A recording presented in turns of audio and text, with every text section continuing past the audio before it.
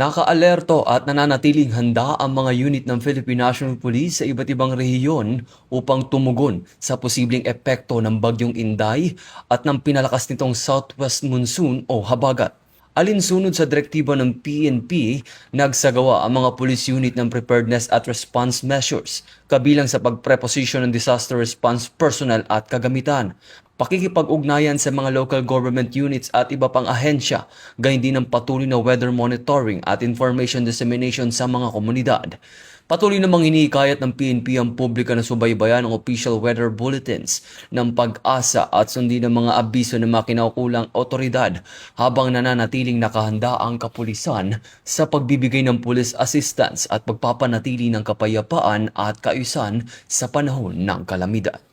Mula dito sa National Headquarters ng Philippine National Police, ako ang inyong PNN correspondent, Patrolman Edwin Baris, alagad ng batas, tagataguyod ng Balitang Pulis.